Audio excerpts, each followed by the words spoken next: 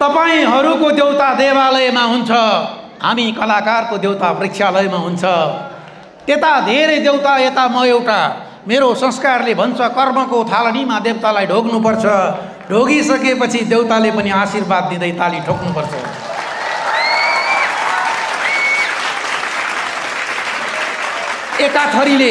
एका थरीले देशलाई दुई ढुङ्गा बीचको तरुल भनेर बजाए, अर्को थरीले देशलाई दुई गुण्डा बीचको तरुनी बनाएर नचाए। स्वरूप र सङ्ख्यालाई ठुलो भन्ने होइन, सभ्यता र संस्कारलाई ठुलो भन्नुपर्छ। अब हाम्रो देश दुई ढुङ्गा बीचको तरुल होइन, दुई सर्प बीचको गरुड बन्नुपर्छ। दुई सर्प बीचको गरुड बन्नुपर्छ। नाता गोता नभन करुणा यज्ञ आफ्नो विधामा, नाता गोता नभन करुणा यज्ञ आफ्नो विधामा। एउटा मान्छे अब त गतिलो देउ नेपालमा, एउटा मान्छे अब त गतिलो देउ नेपालमा।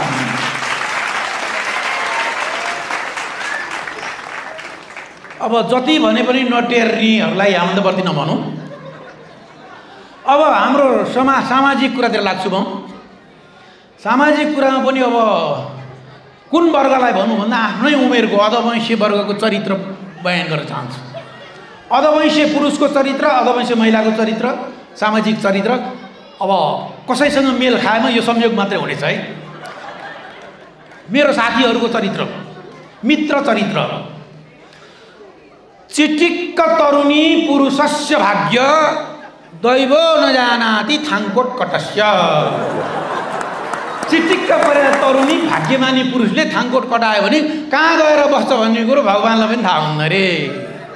प्रहरी सदस्य मामा भान्जी कहस्य, जब होटलमा पुग्छ अनि खोलस् त रहस्य। प्रहरीले सोद्धा मामा भान्जी भनेर जवाब दिन्छन्, होटलमा गएर एउटा मात्रै कोठा लिन्छन्। घरबाट श्रीमतीको फोन आयो भने भन्छ चितवनमा काम छ, चितवनको साथीले फोन गर्यो भने भन्छ मुक्लिनुमा जान्छ। हेर्नुहोस् अधवंशी पुरुषहरूको क्यारेक्टर कस्तो हराम छ। भाउजूहरू दिदीहरू होसियार। जो पुरुषले घरमा चेपारे पारेर स्वाइनलाई माया गर्छ त्यसले बाहिर केटी राखे पक्का ठहर्छ। केटी डान्स रेस्टुरेन्टको स्टाफ हुन्छ बा कुनै होटलको बेरा हुन्छ, चक्रपथको वरिपरि डेरा लिन्छ, बुढो 4-5 पल्ट रेस्टुरेन्ट जान्छ, पैसा फाल्छ, 6औँ पल्टको भाडादेखि डेरामै जान थाल्छ। बुढाले खोज्या तरुणी, तरुणीले खोज्या सम्पत्ति। अब हेर्नुहोस् एकातिर तरुणी, अर्कोतिर श्रीमती। घरमा भरभराउँदी श्रीमती, आँगनभरि छरछरी, काममा गानी पारेर सधैँ बुढाको मन परी। बुढी भन्छन् मेरो श्रीमान काममा गएछ, यो मोबाइल भन्ने यन्त्रले ढाँट्न कति सजिलो भएको छ। जो अङ्कलको मोबाइलमा बढी बज्छ घन्टी, त्यो अङ्कलले राखेको हुन्छ बाहिर एउटा घन्टी। एउटा बुढी गर्छिन् रामलीलाको पठन पाठन, उता बुढो गर्छ रासलीलाको उद्घाटन। बाहिरबाट आवाज आउँछ, नानी तिम्रो कोठाको मान्छे गाउँबाट अङ्कल आउनु भयो, घरबेटी बा तिम्रो त अङ्कल पनि कति हो, नानी कति अङ्कल फेर्नु पर्ने, तपाईँलाई पैसा दिए भइगयो नि, किन ढोगल हेर्नु पर्ने। बुढो तुरुन्तै अङ्कल भन्छ, तपाईँको पैसा भोलि दिउँला भन्छ। हेर्नुहोस् केटाहरूलाई तहलाउन सजिलो हुन्छ, अधवंशीको मन चाम्रो हुन्छ। केटाहरूलाई तहलाउन सजिलो हुन्छ, अधवंशीको मन चाम्रो हुन्छ। बिग्रिया मान्छे भन्दा सब्रिया बाँदर राम्रो हुन्छ। बिग्रिया मान्छेले अर्काको श्रीमती पनि उडाइदिन्छ, सब्रिया बाँदरले हनुमान भएर लङ्कामा गएर देउताको सँग सैनिक खोजेर ल्याइदिन्छ। त्यसैले तपाईँहरूले अधवंशी पुरुषको पछाडि महिला देख्नुभयो भने भाउजू भनेर नमस्ते नगर्नुहोस्, पहिला सोध्नुहोस् अनि मात्रै गर्नुहोस्। म यस्तो केसमा परिसकेको छु, 16 जना साथीको 64 वटा भाउजूलाई नमस्ते गरिसकेको छु। कहिले गोरी भाउजू, कहिले काली भाउजू, कहिले मोटी भाउजू, कहिले पातली भाउजू, कहिले अग्ली भाउजू, कहिले होची भाउजू। साथीले सक्कली भाउजू कहिले बोक्या हुँदैन। कुन सक्कली कुन नक्कली गुणस्तरले जाँदा निधारमा ठाप ठोक्या हुँदैन। मैले साथीलाई सम्झाउन खोजेँ, उल्टै मलाई मूर्ख बनाए। हामी सक्कली श्रीमती बोकेर हिँड्नेले ओरिजिनलको महत्त्व नचिने अरे, सक्कली प्रमाणपत्र च्यातिन्छ बिग्रिन्छ भनेर उनीहरूले फोटोकपी बोकेर हिँडे अरे। यहाँ पनि त्यस्तै कोही पर्नुभयो होला, मुखामुख गर्नुभयो होला, नडराउनुहोस्। यो गणतन्त्र हो, कसले के गर्छ र। 64 जनालाई त नमस्ते गरिसकेको छु, 2-4 जना थपेर मलाई के फरक पर्छ र। नमस्ते। अब अधवंशी महिला चरित्र। कम्मरभन्दा बित्ता माथि टुङ्गिएको टी सर्ट, घुँडाभन्दा बित्ता माथि झुन्डिएको मिनिस्कर्ट। नानी यस्तो लुगा लाउँदा तिमीलाई आमाले गाली गर्नुहुन्न? गर्नुहुन्छ। के भनेर गाली गर्नुहुन्छ? मेरो लुगा किन लागी भन्नुहुन्छ? अनि मम्मीको लुगा किन लगाएको त? होइन अङ्कल, यो मैले उपहार पायो, मम्मीलाई लानु भयो र मैले लगाओ। हेर्नुहोस् अधवैंशमा फेसनको चर्ती कला, अधवैंश महिलाहरूको श्रृङ्खला। अस्ति भर्खर तीजमा यहाँहरूले देख्नुभयो होला, यो अधवैंश महिलाहरू के भएको, नाङ्लो जत्रो आङ्किन देखाएको। के छ त्यो आङमा हेर्ने वस्तु? तुना बाने छ दुईटा तार जस्तो, पानी नपरे सल्लेन तार जस्तो। पिर्का जस्तो छ, रोटी बेल्न मिल्दैन, रङ्गशाला जस्तो भौनु खेल्न मिल्दैन। चौर भनौँ साँडे चर्न मिल्दैन, गरा भनौँ तोरी सर्न मिल्दैन। न जुम्राले छरछरी लुकाउनु मिल्छ, न मान्छेले भटमास सुकाउनु मिल्छ। यो अधवैंश महिलाहरूले किन देखावा आङ मलाई थाहा छैन, मैले कसैलाई सोध्नु पनि पाएको छैन। भर्खर एउटा साथीलाई सोध्या त, तिमीलाई यस्तो देख्यो भने के गर्न मन लाग्छ भने त लाज बताएर भने मलाई त छाम्न मन लाग्छ अरे, मलाई त पन्नु तताएर डाम्न मन लाग्छ।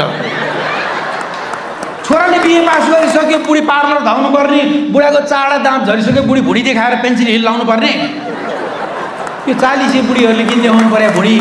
नेसनल जोग्राफीमा जलगैँडा हेरे जस्तो 3टा सुकुलेको चोटि फेरे जस्तो, 5वटा छरछरी हेरे कारखाना, कसले किन्ने त्यो छाना नभएको कारखाना? त्यो टिका किन बङ्गाएको, मुख किन रङ्गाएको, ओठमा रातो, गालामा सेतो, आँखामा निलो। उनीहरूले हेर्दा राम्रो लाग्यो होला, मैले हेर्दा गालामा लुतो, आँखामा पिलो। कोही महिलाहरूले उमेर ढाँट्नलाई जिन्स प्यान्ट र लेदर ज्याकेट ला हुन्छ। जतिसुकै छोपे पनि आमा हुन् कि हजुरआमा हुन् भन्ने कुरो ज्याकेटभित्रको प्याकेटबाटै थाहा हुन्छ।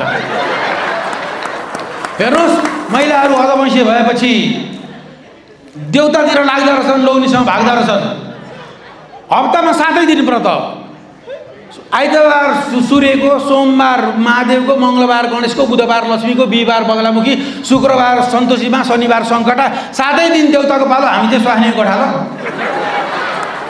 अर्को समस्या छ हेर्नुहोस्, हाम्रो आँखा कमजोरी भइसक्यो, आमा छोरी छुट्याउन नसकेर। चिटिक्क लाउने, टिमिक्क लाउने, निसिक्क हाँस्ने, टिमिक हिँड्ने, कुन आमा कुन छोरी हामीले कसरी चिन्ने? उचाइ बराबर, बोलाइ बराबर, हिँडाइ बराबर, बोलाइ बराबर, भित्ता लाएर भित्ता देखाएको छ, भित्ताभरि ट्याटु लेखाएको छ। बाहिर हेर्दा दुरुस्तै छुट्याउन सकिँदैन, भित्र जाँच्ने अधिकार पनि छैन, आफू डाक्टर पनि होइन। अब गाडी भएको नम्बरबाट थाहा हुन्छ, किलोमिटरबाट थाहा हुन्छ। नारीको नम्बर पनि छैन, किलोमिटर पनि छैन, इन्जिनै कहाँ हुन्छ। हेर्नुहोस्, यो डेन्टिङ पेन्टिङको चलनले बिग्रदो रहेछ भिजन। आमा छोरी छुट्याउन गाह्रो भयो हामीलाई, कुन ब्रान्ड न्यू कुन रिकन्डिसन। सोझै पशुपति गएँ, महादेवले भन्नुभयो बाबु तैँले त आमा छोरी मात्रै छुट्याउन सकिनस्, मैले त हजुरआमा र नातिनीसँग छुट्याउन सकेको छैन। साँडे हाँस्यो, मैले भने नन्दीराज बताइदिनु यसको रहस्य के हो साँचो। साँडे हाँस्यो, मैले भने नन्दीराज बताइदिनुहोस् त यसको रहस्य के हो साँचो। साँडेले भन्यो बाटोमा भेट्या सुन्तला जुन रसिलो छ त्यही खाना, तँलाई आमा छोरी छुट्याउन के खाँचो अरे। हेर्नुहोस्, छोरा कस्तो बनाउने भन्ने कुरो आमामा भर पर्छ। आमाले जे सिकायो छोराले त्यही गर्छ। स्तनपान गरेर हुर्काएको छोरा भएको तन्नेरी भएपछि श्रवण कुमार बनेर बाबुआमा पाल्छ। बोतल पान गरेर हुर्काएको छोराले तन्नेरी भएपछि बोतल नै समाउन थाल्छ। बुबु मम्मी भन्छ बालक पठाइ बरा, चुकचुक चुकचुक गरी बाबु भन्छ एकछिन पकेश छोरा। तोते बालक भन्दै थियो बुबु खान्न मगाइका, बाबु भन्छ बाध्यता छ खाऊ बाबु तिम्री आमा हुन् नायिका। यस्तै छ बच्चा हुर्काउने चल्ती। आमाले नै बोतल समाउन सिकाएपछि छोराले बोतल लिएर हिँड्नु के गल्ती? हेर्नुहोस्, अपरेसन गरेर छोरा जन्माउँछन्, पाउडर दुध खुवाएर हुर्काउँछन्, अनि हातमा बेयरको सिसी र खल्तीमा ब्राउन सुगर लिएर हिँड्न थालेपछि भन्छन् छोरो कुबाटोमा लाग्यो यस्ताले दिएको पिण्ड पानीले पितृ तर्छ त। भन्छन् छोरो कुबाटोमा लाग्यो यस्ताले दिएको पिण्ड पानीले पितृ तर्छ त। जन्माउँदै भुँडी चिरेर कुबाटोबाट जन्मिएपछि बिचाराले सुबाटो त देखेकै छैन, कुबाटोमा नलागे के गर्छ त?